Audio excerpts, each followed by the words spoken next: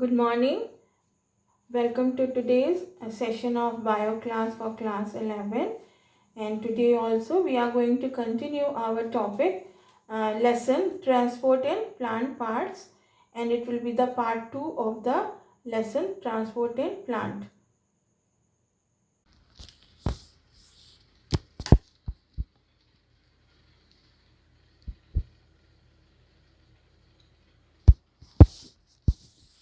Now, the next topic is turgidity.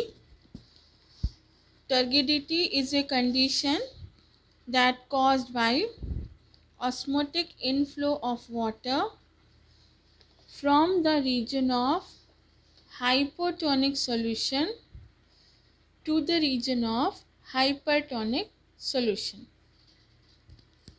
Now, osmotic inflow means by the process of osmosis, when the water comes inside the cell, then from the region of hypotonic to region of hypertonic, because inside the cell sap is in hypertonic condition, and outside or from the neighboring cell the cells are in hypotonic condition. So by the osmotic process, water comes inside the cell, and that condition of the cell is called as turgidity. Now this turgidity is necessary for the uh, plant cells, so that the plant can maintain rigidity in plant parts. Otherwise, the plant parts will not remain firm and rigid, and they will droop down or they will become uh, loose, etc. So turgidity is very necessary. Then comes the term plasmolysis. Plasmolysis also you all have studied. Now, many of you get confused with plasmolysis and the flaccid condition. So plasmolyzed cell and flaccid cell are two different conditions of a cell. Now, plasmolyzed cell uh, is the condition of a cell when the cell is placed in hypertonic solution. So when the cell is placed in hypertonic solution, it will lose the water by the process of exosmosis, and the cytoplasm along with cell membrane will shrink. The vacuole will decrease inside because the water or the cell sap from the vacuole, water from the cell sap will move out of the cell due to exosmosis, and because the vacuole will become small or shrink in size, the cytoplasm will also be pulled apart from the cell wall, and the cell membrane will leave contact with the cell wall, and the space between the cell membrane and the cell wall will be filled by the hypertonic solution. So then that condition of a cell is called as plasmolyzed cell, and the process will be called as plasmolysis. But flaccid cell is not the plasmolyzed cell. Flaccid is the condition of a cell when the cell is neither absorbing water nor losing water. Means we can say that if a cell, see in this picture in the middle, if a cell is placed in isotonic solution, there will be no absorption of water or no loss of water. Or we can say that if there is absorption, there will be loss in equal amount. So then the cell will not change the shape. It will neither become fully turgid, it will neither become fully flaccid. So then that cell is called as, means no osmotic activity is taking place in a cell, then that cell is called as the flaccid cell. But plasmolyzed cell is the cell which when kept in hypertonic solution loses the water. You can see the condition, only water is being lost, no incoming of water. And in hypotonic solution, you can see only absorption of water, no loss of water. You can see the size of vacuole in hypertonic cell, plasmolized cell, it is shrunken. And in isotonic cell, there is no increase or decrease in the size of the vacuole, whereas in target cell, there is increase in the size of the vacuole.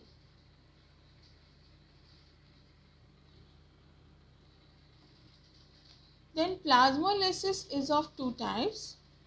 One is incipient plasmolysis. It is that stage of the cell when the plasmolysis is starting, means the cell is starting losing the water from it. So then that stage of the cell is called as incipient plasmolysis.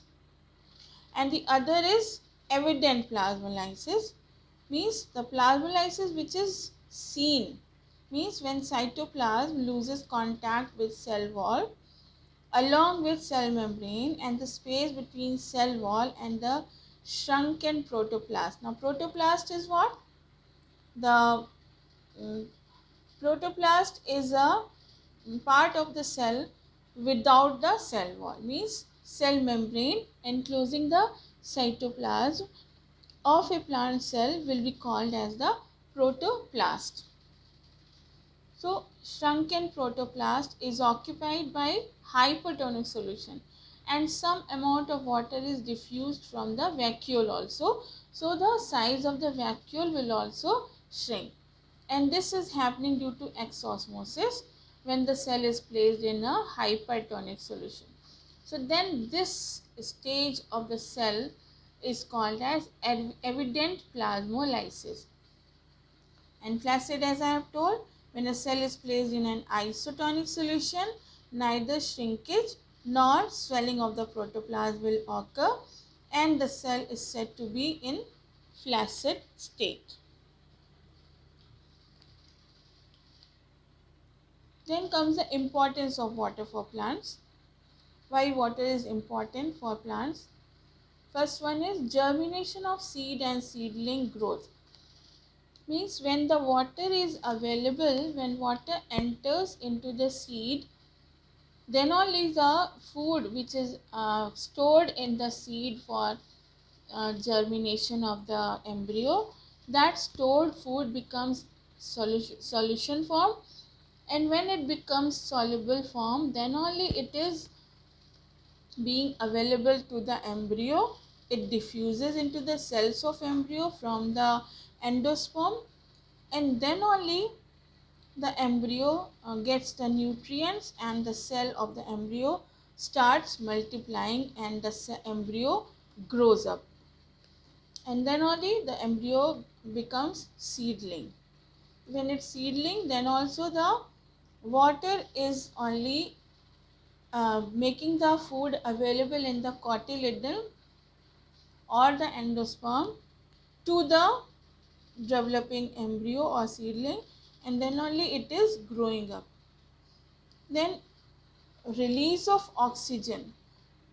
The oxygen which is available in the environment, it is the oxygen which is released by plant by the process of photosynthesis. As we have seen that in the process of photosynthesis, by the photolysis of water, the oxygen molecule is formed and this oxygen is released in the environment, and so water is necessary for availability of oxygen in the atmosphere, which is a life-giving gas.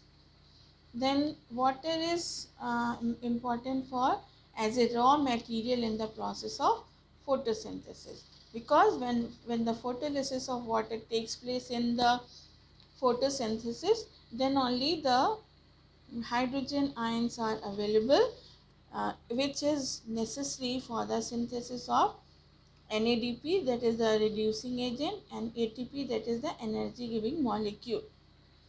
Then water is necessary for availability of minerals to plants in the form of solution in water. Means when the plants are absorbing water, along with water the dissolved minerals are also absorbed. Otherwise the plants will not be able to absorb minerals and which is necessary for the growth of the plant. Then water also participates in many biochemical reactions like photosynthesis. Then it is making the 70% of the material of the living organism, means 70% of our body weight is of water only. Then it is helping the continuous water column within the plant body due to cohesive force, because water is only the component which is maintaining the water column so that the temperature of plant can be maintained. It is giving the cooling effect to the plant because new water is being absorbed, old water is being transpired, so it is maintaining the temperature of the plant also.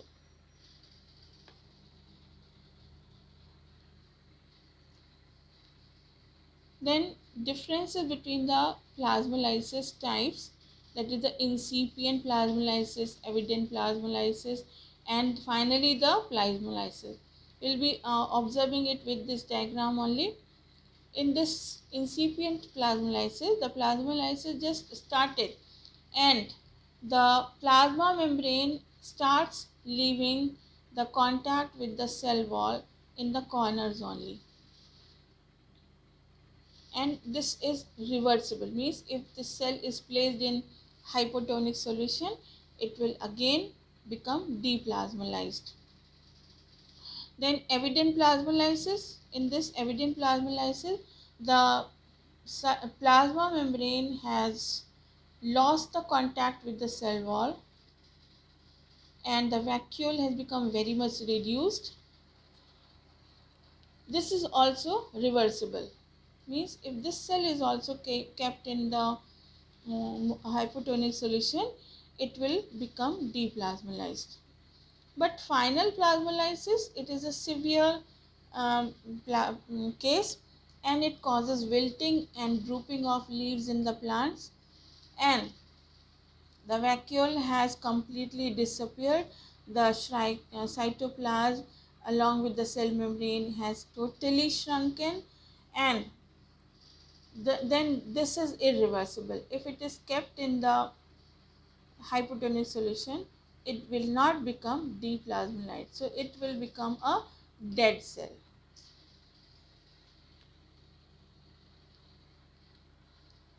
Now reverse osmosis.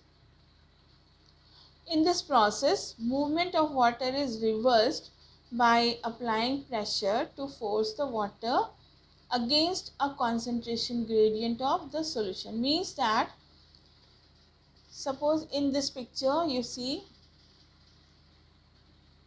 this is the membrane, semi-permeable membrane. This side, this blue color is the pure water, and this side, this is the solvent, hypertonic solution. And when there is no pressure applied, the water from pure water will move into the solvent through the semi-permeable membrane. So this water is entering into the concentrated solution to this side by a pressure. That will be the pressure of the water due to which it is entering. Now if we have to suppose we have to measure this pressure, so how we will be measuring it? We will be applying a pressure to the concentrated solution in which the water is moving. So this pressure will be equal to the pressure with which the water is entering, and this pressure which we are applying, it will be the osmotic pressure.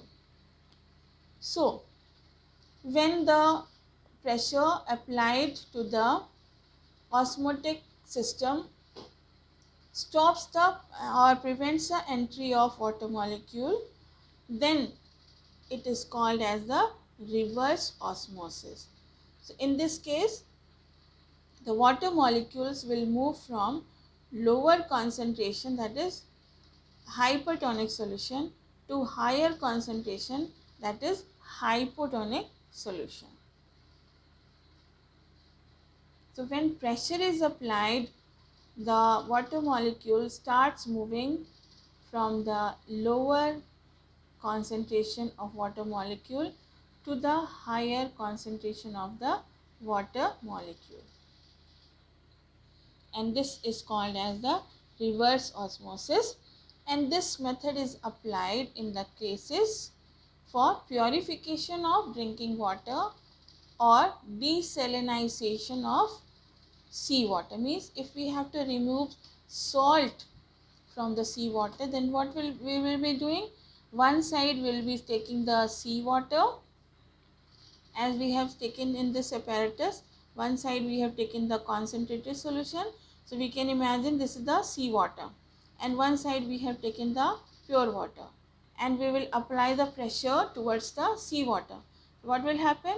Water from the seawater will move through semi-permeable membrane into the pure water, and this is how the salt will be separated from the seawater.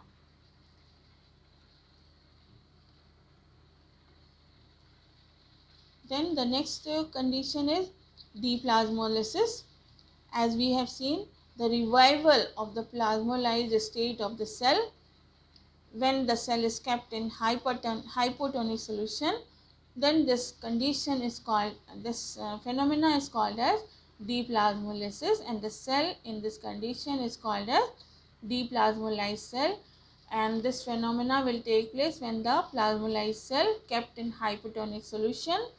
Then the water from the hypotonic solution will start coming into the cell, plasmolysed cell, by the process of endosmosis, and the cell will become turgid again. For example, when we immerse the dry resins in water, they swell up. So this is the example of deplasmolysis. Then osmosis. Osmosis also you have studied. What is osmosis? A special type of diffusion. Osmosis is also a special type of diffusion. So what is diffusion? What is the definition of diffusion? We know that movement of molecules of liquids and gases from the region of their high concentration to the region of their lower concentration. But here they are not separated by any semi-permeable membrane. But here in osmosis, the two solutions are separated by a semi-permeable membrane, and here we especially talk about the movement of water molecules. So it represents the movement of water, or we can also say solvent molecule, through a selectively permeable membrane from the place of its higher concentration. Now where the water molecule will be in higher concentration, it will be having high water potential, and to the place of its lower concentration, so where the water molecule will be in low concentration, that then there they will be having low water potential.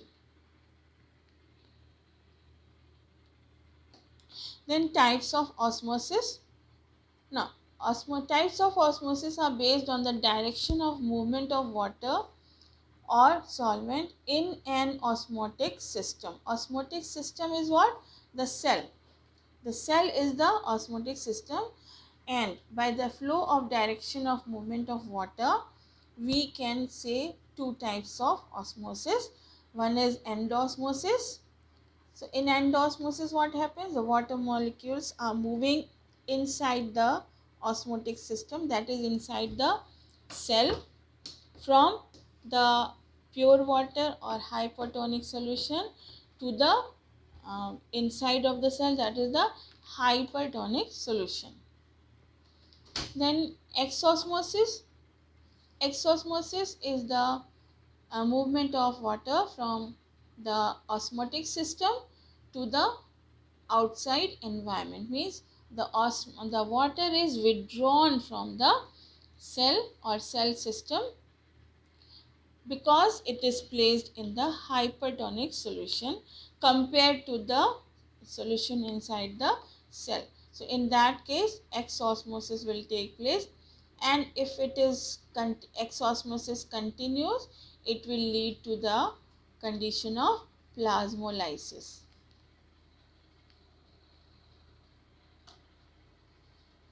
And this we can understand with this diagram. This is the partially permeable membrane. This side there is the pure water, and this side this is the sucrose solution. So with red color we have shown the sucrose molecules, and blue color is the water molecule. So water molecule, because it is a pure water, so it will be the high water potential here and low osmotic pressure. And this side there will be the low water potential because less water molecules are there, and high osmotic pressure. Now osmotic pressure is what? The pressure by which the water molecules enter into a solution.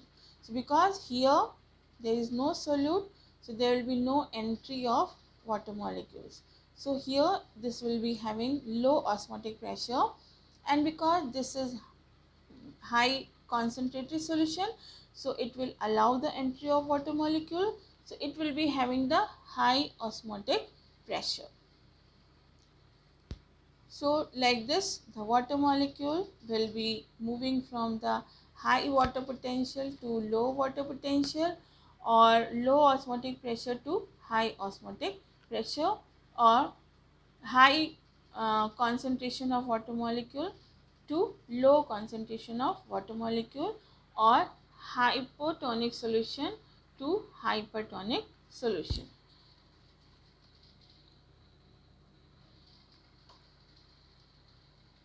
Now osmotic pressure.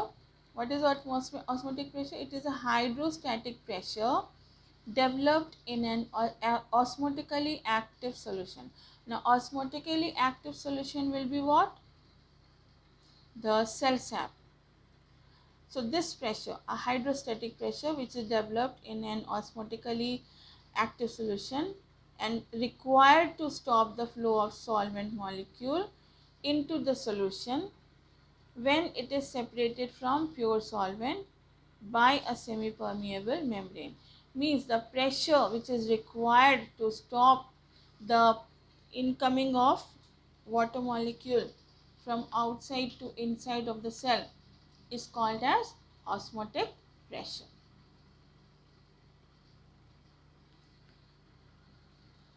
And the osmotic pressure is represented by symbol pi, and it is measured in atmospheres or bars or pascals.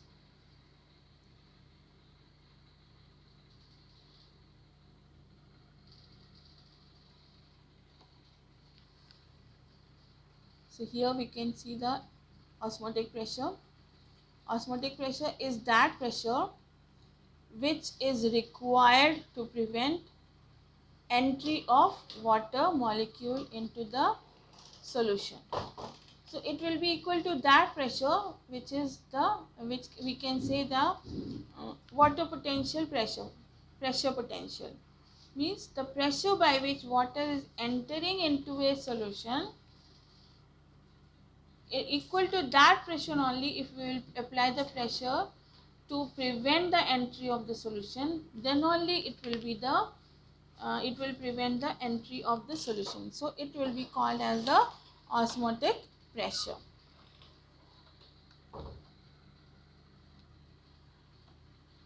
Then Turgor pressure. The Turgor pressure is the hydrostatic pressure with which the cell cytoplasm presses against the cell wall. It is also called pressure potential. Means when the water comes inside the cell and its volume increases, then the content of the cell exerts a pressure on the wall of the cell. So then that pressure which is being exerted by the cell content will be called as Turgor pressure.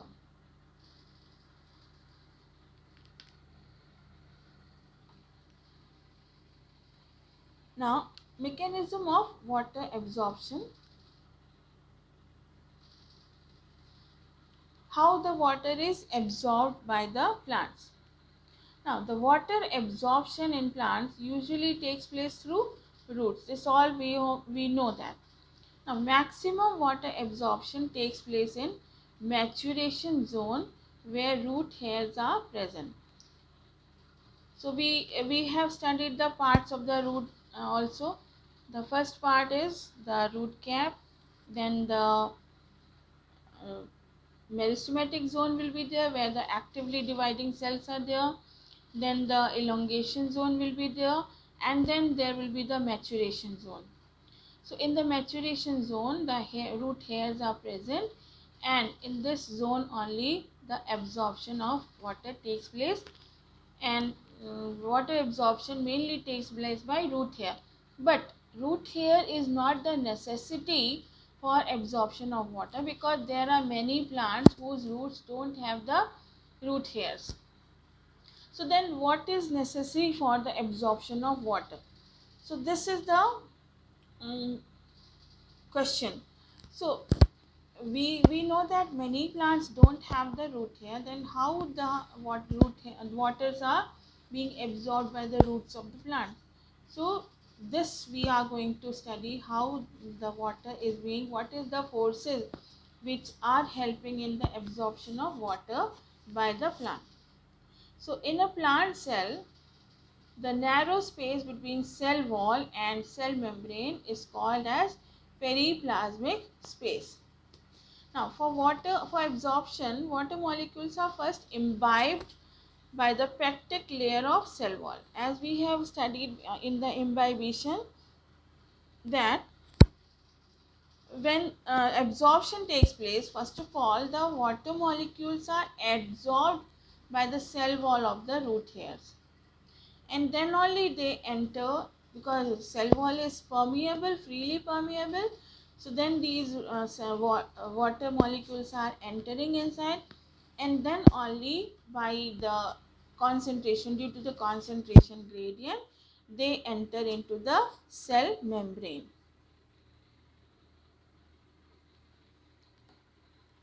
So absorption of water takes place in two ways. One is passive absorption and the other is active absorption. Now, what is passive absorption? Passive absorption is the absorption in which the plants are not using any energy. Plant cells are not using any energy to absorb the water, and water is automatically entered into the cell membrane, through the cell membrane into the cell, due to the concentration gradient. So in passive absorption of water, root cells play a passive role because the forces responsible for water absorption by roots originate in the leaves due to transpiration. So what happens? When the leaves are transpiring, they are losing the water, and when the water is lost from the leaves, the water from below replaces those lost molecules of water, and this replacement is moving up to the root hair. So there is deficit in the root hair cell, and the root hair cell absorbs the water. This mechanism will be studying when we will be studying the transpiration pull theory. Then passive absorption through the root cells accounts for almost 98% of the total water absorbed by plants. Means maximum water which is absorbed by the plant, it is through passive absorption. Now for passive absorption, two factors are responsible for the rapid absorption of water through this method. One is cohesive force, that is, water molecules are attracted to one another by a cohesive force, and adhesive forces of water means it is getting adhered to the xylem vessels, tracheids. Then another force is the transpirational pull, which creates a diffusion pressure deficit in the mesophyll cells of the leaf. Diffusion pressure deficit also we are going to understand later. So the tension is carried all the way to the xylem in the roots. Means from the leaf, when the water is lost, this loss is carried up to the root cells, and from there water is absorbed. So this we can understand with this diagram. Diffusion pressure deficit is created in the leaves because of the loss of water from the leaves. So the water from the behind, it replaces this water, and the water from the root is absorbed passively without using any energy.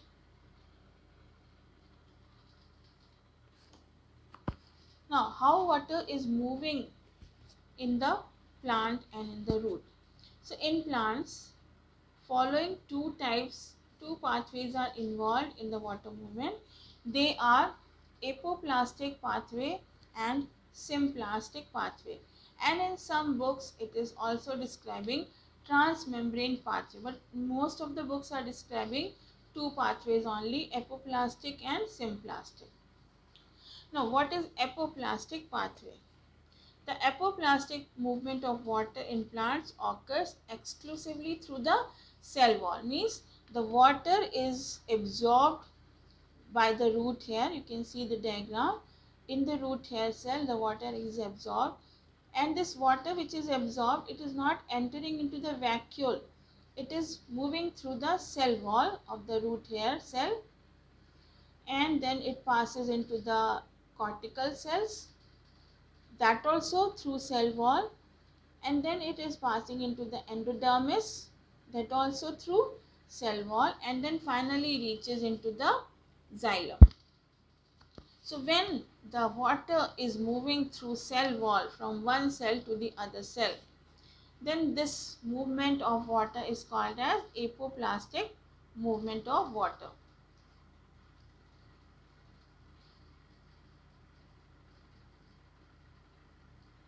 Now, second type of movement is symplastic pathway. In the symplastic pathway, the movement of water from one cell to other cell is through the plasmodesmata.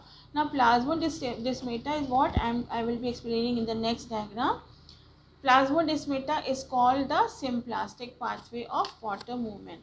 Plasmodesmata are the connections of the cytoplasm between two cells. So through this plasmodesmata, water moves from one cell to the other cell.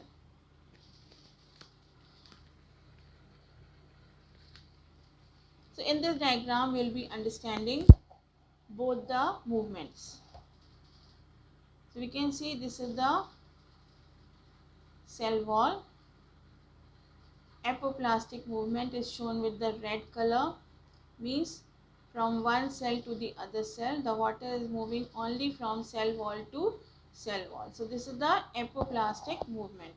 So maximum water moves from one cell to the xylem in this way only. That is the apoplastic pathway. And the other pathway is the symplastic pathway. In the symplastic pathway, which is shown with the blue color, the water in the cell cytoplasm or in the vacuole passes from one cell to the other cell through the plasmodesmata. These are the cytoplasmic connections, the bridges between two cells. You can see the cytoplasm is continued. Cytoplasm of one cell is continued into the cytoplasm of the other cell. So this bridges, cytoplasmic bridges between two cells is called as plasmodesmata. So when the water moves from one cell to the other cell through plasmodesmata, this is called as the symplastic pathway.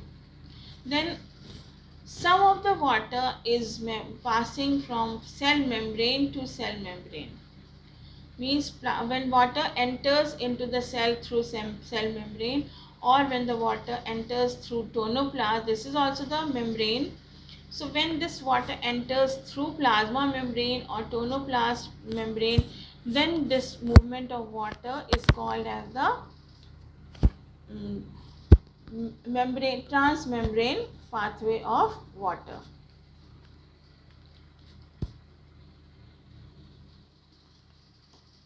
Here also this diagram which is given in your book, this is also explaining the same thing. These are the plasmodesmata and this is the plasma membrane, and with blue color cell wall is made. So water is moving from one cell to this other cell through cell wall, and this is called as the apoplastic movement. And through plasmodesmata when water is moving, this is called as symplastic movement. Now one more thing is made here which is very important. This orange color is the Casparian strip, means from when water passes from root hair to epidermis, then to cortical cells, then it reaches into the inside in central portion of the stem, which is surrounded by the outer layer called endodermis, and below that there will be the another layer of cells called pericycle. So this endodermis, the endodermis is surrounded by or thickened by the strips. We call them Casparian strip.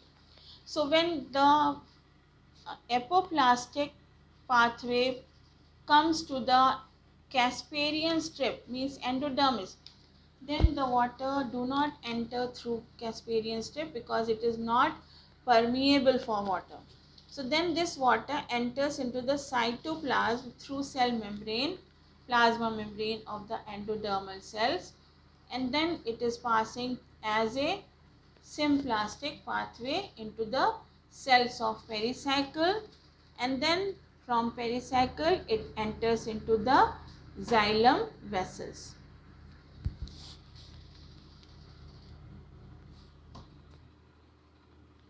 Then transmembrane, as I have explained, when the water is moving through membranes, means through plasma membrane or through tonoplastic membrane, then this movement of water is called as the transmembrane pathway.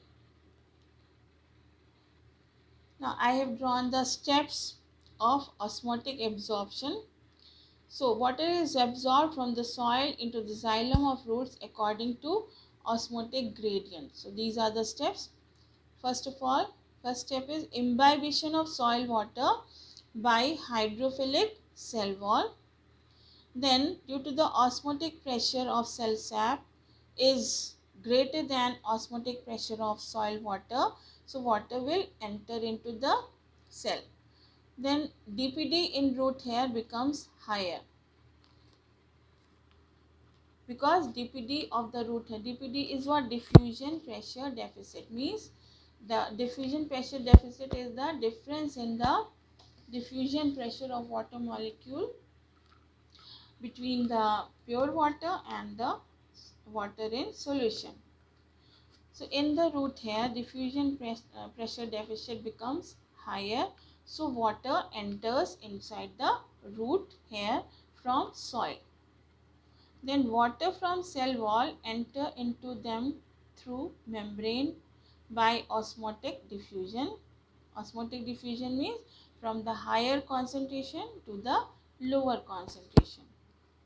Then as a result, osmotic pressure DPD of root becomes lower and turgor pressure increases, because when water enters inside the root hair cell, osmotic pressure will become lower, root DPD of root also become lower, and turgor pressure will increase.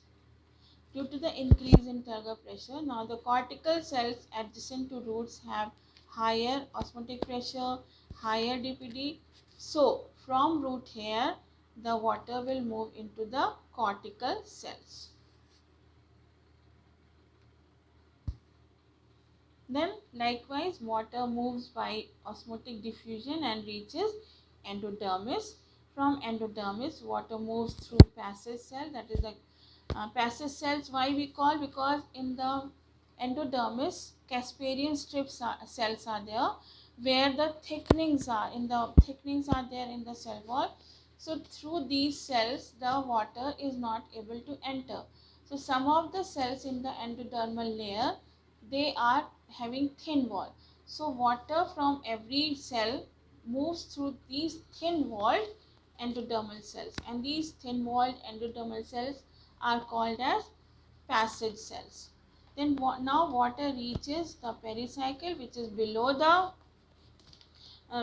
if endodermis, then from pericycle becomes rigid and their DPD is decreased, and last step, water is drawn into xylem from turgid pericycle, and pressure is developed in xylem of root by water entry, and then it will be called as the root pressure.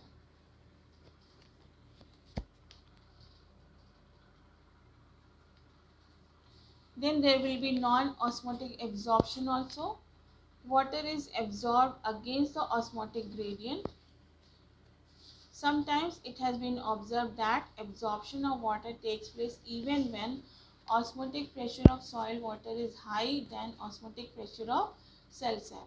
This type of absorption, which is non-osmotic and against the osmotic gradient, requires the expenditure of metabolic energy, probably through respiration. So this non-osmotic absorption will be the absorption of water when the water is absorbed from the soil, which is deficit in water compared to the root hair cell, and then they will be using the energy to draw water inside from the lower water concentration outside to the higher water concentration inside the cell.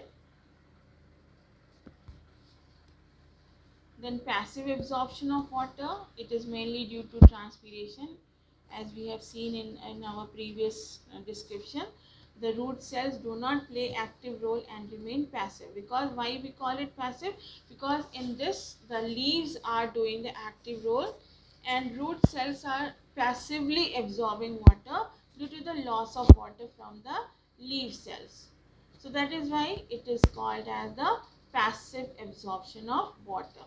Steps I have given, these steps I have already explained in our previous explanation. You can go through it.